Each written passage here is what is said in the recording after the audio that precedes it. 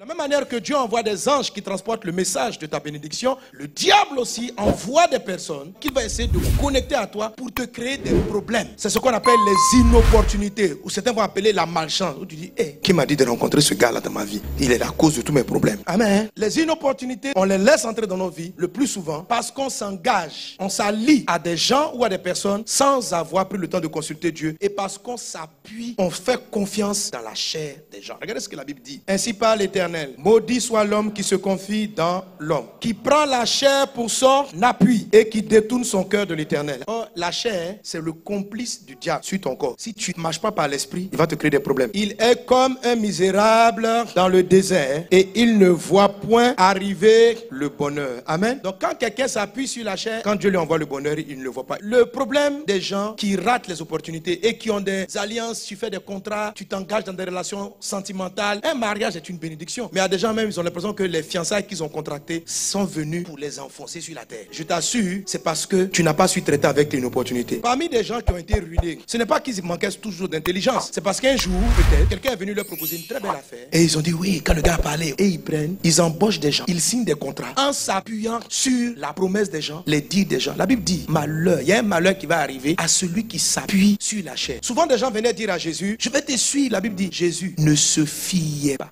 Ne pas se fier, c'est différent de se méfier. Se méfier, c'est regarder quelqu'un, il n'a rien fait, puis dire, lui là, André, il est dangereux. Se méfier n'est pas bon, faut pas te méfier des gens. Mais faut pas te fier à la chair. Ça veut dire, faut pas avoir confiance. La chair n'est pas fiable. Elle n'est même pas fiable pour toi-même, ton propre corps. À plus forte raison, la chair d'autrui. L'apôtre Pierre pensait qu'il contrôlait la chair. Jésus dit, oh, vous allez m'abandonner. Pierre dit, moi, jamais. Il était sincère quand il a dit qu'il n'allait pas régner Jésus. Il a suivi Jésus. Les autres apôtres avaient fui. Je crois qu'il aurait été préférable pour lui de fuir avec eux. Arrivé devant l'adversité, on dit, est-ce que tu connais Jésus? En fait, quand il est arrivé devant, Pierre était courageux. Son esprit était fiable. Jésus avait foi dans l'esprit de Pierre, mais il n'avait pas foi dans la chair de Pierre. Quand tu comprends ça, ça te rend plus compatissant envers le prochain. Ça fait que tu ne vas pas garder des rancunes parce que la chair, même toi-même, ta propre chair, elle est bizarre. Donc il y a des choses que tu prends trop au sérieux. Il faut pardonner parce que la chair, là, tout le monde n'a pas la dimension de ton esprit. Jésus dit la chair est faible, l'esprit est bien disposé. Pierre, lui, il a eu confiance dans sa propre chair. Il dit, moi, je ne te réunis pas. Première fois, il a dit, je ne connais pas Jésus. La deuxième fois, vu qu'il a juré, comme quand on était petit là, au nom de Dieu, lui là, je ne le connais pas. Jésus n'a pas gardé rancune parce que Jésus savait que c'était la chair. Mais Pierre lui-même, il ne voulait pas régner Jésus. Mais devant l'adversité, la chair a pris le dessus. La chair dit, Pierre, moi je vais vivre. Tu vas nous faire tuer ici. Tais-toi. La chair a fermé la voix de l'esprit en Pierre. Et Pierre s'est mis à parler. Elle a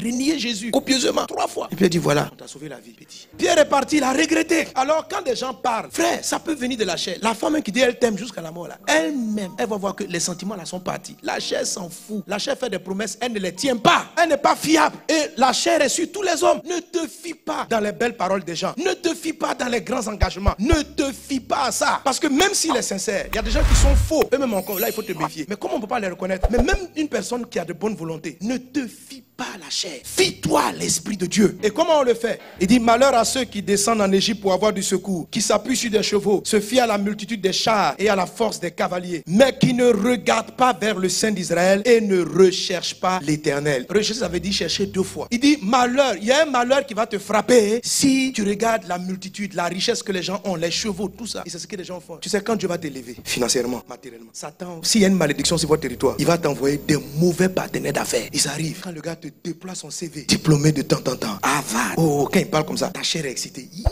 il connaît papier, il connaît. Puis ta chair commence à te dire, il connaît. Oh, la Bible dit, faut pas te fier dans la multitude de sa connaissance. Va chercher, même pas chercher, rechercher Dieu. Prie avant de prendre une décision. Prie. Tu vas prendre l'argent de ton épargne, aller mettre dans une affaire. Tu n'as pas prié parce qu'il te parle. Oh, je te dis, cette affaire, ça va marcher. Elle dit comment? Mais tu connais un tel. On dit, il a 3 maisons. Ta chair commence à entendre ça. Elle commence à... Hey. Ta chair est excitée. Si tu pries légèrement, sans chercher 2 fois, dès que tu vas prier, fais une petite prière. Père, que veux-tu? Ta chair va te dire, oui, je suis Dieu. C'est moi. C'est l'opportunité que je t'envoie. Dès que tu mets ton argent, le gouvernement vient. Les systèmes de placement dans l'agro, quelque chose. Nous voulons voir clair. Même si les gens étaient sincères, l'erreur, c'est pas le gouvernement. L'erreur, c'est que tu t'es fié. Tu n'as pas pris le temps de chercher Dieu. Tu as prié combien de temps? Quelle bonne prière tu as fait? Tu étais tellement enthousiaste devant les montants quand tu parlais, qui tremblait comme ça. L'argent. Et voilà les fausses affaires que tu fais. L'argent que Dieu a donné pour payer de bonnes écoles à ton enfant. L'argent que Dieu a mis à ta disposition pour faire une maison. L'argent que Dieu te donnait pour prospérer. Tu es parti l'investir dans des affaires. Jésus, le lendemain, il devait choisir ses premiers collaborateurs, les 12 apôtres. La Bible dit, Jésus a prié toute la nuit de la paix. On ne peut pas faire d'engagement à la légère. Et il a prié, malgré qu'il ait beaucoup prié. Il y avait un traître là-dedans. Toi, tu n'as même pas prié. Et tu fais rentrer le comptable qu'il ne fallait pas. Tu prends l'assistante qu'il ne fallait pas. Tu t'engages en amitié. Tu ne vas pas prendre tout le monde pour les amener dans ta chambre. Celle-là, c'est ma soeur. Elle peut rester avec mon mari. Elle ne va rien faire. Hey! Elle-même, elle ne sait pas que sa chair n'est pas fiable. Quand elle va rester seule avec ton mari, la chair va venir dire, mais il n'est pas mal ce mec. La chair va t'expliquer. Tu sais qu'il arrive à tout le monde de faire ça. Hein? Et puis même qui va savoir? C'est une seule fois dans la vie. La chair va te parler. La chair là, faut pas te fier à elle. Faut pas te jouer au hyper spirituel. Puis tu vas attraper ta fille spirituelle sur les hanches. Ma fille et ma fille. La chair va dire, même si c'est ta fille. La chair, faut pas te fier à elle. Ne prends pas des engagements à la légère. Une affaire où tu vas sortir des millions, si c'est pour une affaire de 1000 francs, 500 francs, ça va. Mais où tu vas prendre une décision importante, aller prendre ton épargne, tu n'as même pas prié sérieusement. C'est là qu'il faut prier pour dire, Père, mais déjà tout ton corps tremble. Un engagement de mariage. Et il t'amène au restaurant. Et après, il vient saper un parfum. Quand vous êtes au restaurant, la ta chair est là, quoi. Yeah, quel gars. Après, il se met à genoux. Mon cœur, veux-tu m'épouser? Et puis il sort l'alliance. Ta chair, elle va commencer à trembler comme ça. Les larmes vont venir. La chair va pleurer. Oh, la chair, je suis ému. Et là, tu vas crier, oui! Oh, ce monsieur, tu vas regretter toute ta vie. Une inopportunité. Quand ta chair est trop excitée d'une situation, fais marche arrière. C'est-à-dire que le gars, il t'a envoyé partout, il s'est mis à genoux, il a fait ça. Quand il a fini là, tu dis, frère, franchement, ton geste me touche. Mais laisse-moi d'abord. Je vais prier. Il dit, mais c'est aujourd'hui, il faut dire oui. Tu dis, non. Parce que c'est là que tu rentres en prière. Taramama, Rokabaya, Jésus.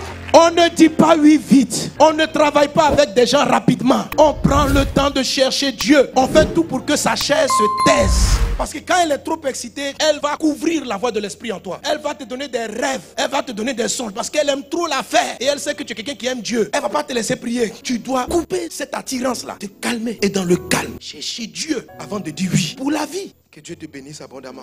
Que la faveur divine soit avec toi. Si tu as fait un mauvais contrat dans la vie, que Dieu te pardonne. Mais je crois dans la miséricorde de Dieu. Même si tu as fait une mauvaise relation, la Bible dit Dieu pardonne. Dieu restaure ce que tu as perdu. Il faut savoir que tous les hommes, à un moment donné, on a fait des mauvaises alliances. On a fait de mauvais investissements. Alors, je ne prie pas pour te culpabiliser. Je prie pour que tu saches quelle est la volonté de Dieu pour toi. Et que la prochaine fois, tu saches comment faire. Mais Dieu est fidèle pour te faire grâce. Pour t'orienter, pour te conduire. Amen. Prions le Seigneur.